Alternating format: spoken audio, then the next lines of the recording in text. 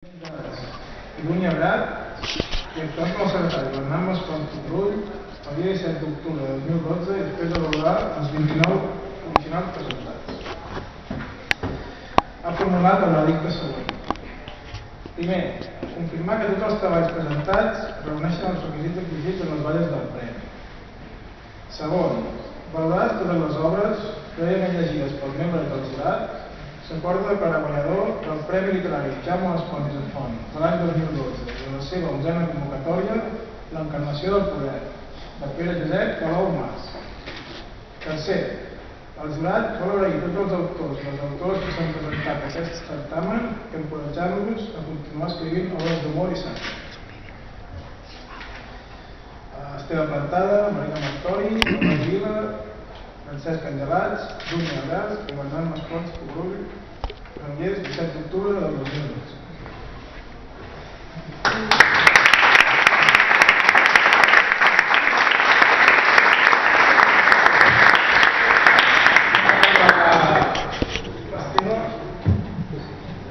Molt breument, resulta que sí que tenim el guanyador entre nosaltres, a més avui és una mica, no és que es pujarà, ho reconeixem, però és una mica especial perquè ha vingut de molt lluny. A Mallorca, abans d'explicar-vos molt breument les raons, tal com ha dit el Bernat, aquest any hi ha hagut 29 originals presentats i hem de dir, com a representant del jurat, com a jurat, que estem molt contents d'haver premiat algú aquest any. L'any passat no vam premiar ningú i hem de dir que això és una cosa que no ens agrada gens, però era impossible, només s'hi van presentar 9 exemplars. I a vegades el fet aquest de no premiar propicia que la següent convocatòria passi el que ha passat aquest any, i és que de nou hem passat a 29 i hem pogut triar i remenar i bé, tot ha anat de la següent manera. Aquests 29 en vam estar sospesant 5 que van arribar podríem dir a la final.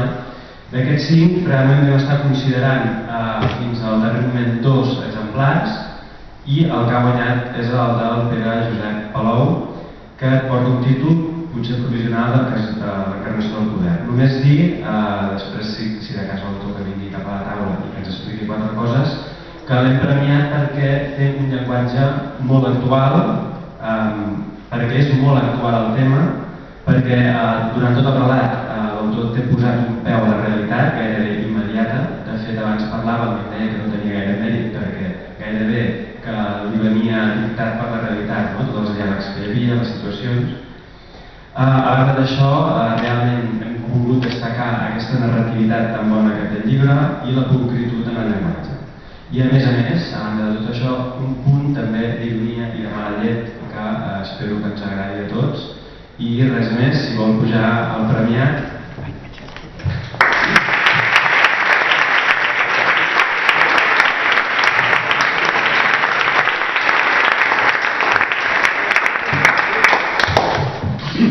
Moltes gràcies. Bé, estic una mica emocionat, encara no m'ho acabo de creure, ja tinc els meus anys, però a pesar que he escrit moltes coses i he intentat moltíssimes vegades publicar, ho he aconseguit en molt poques ocasions, i això per jo ha estat una cosa que encara no m'acabo de creure. Dic que venia de molt lluny, només venc de mar enllà, espiritualment estic molt a prop. El que passa és que estic pensant, jo la veritat que havia vingut aquí per conèixer aquest grup de gent que m'he quedat fascinat amb aquest humor tan intel·ligent i tan sarcàstic que m'ha deixat meravellat, i a sobre me donen un premi ja no puc demanar més. De totes formes, estava pensant que pot ser que m'hauré de presentar més certàmens i guanyar-los perquè jo soc funcionari de la Conselleria d'Educació de Balears i me sembla que encara que els noms que hi ha a la novel·la no són els autèntics, se sentiran identificats amb els meus superiors jeràrquics i no sé si tindré algun problema laboral, no sé. Estic a prop de la jubilació i potser ho tindré molt en futur. Però bé, ja ho veurem, ho hem d'agafar tot amb optimisme. No sé què més puc dir, vull dir, m'ha impressionat aquestes alabances sobre el meu escrit i sí que puc dir que és cert que té bon mèrit, perquè quan vaig pensar, demanen que escrivim alguna cosa sarcàstica i jo estava cansat d'escriure cartes al diari que no m'ho publicaven fent bromes i sarcasmes sobre els nostres governants i a veure si ho puc publicar, mira, anant bé. Moltes gràcies a tots, estic encantat d'haver tornat aquí. Jo quan era jove vaig estudiar física a l'Autònoma de Barcelona i no hi havia tornat moltes vegades, algunes sí, perquè m'hi sent com a casa, i veurem com veien els esdeveniments, si els andalusos col·laboren molt amb la independència, de Mallorca no sé quines possibilitats tenim de com a mínim demanar doble nacionalitat, ja ho veurem.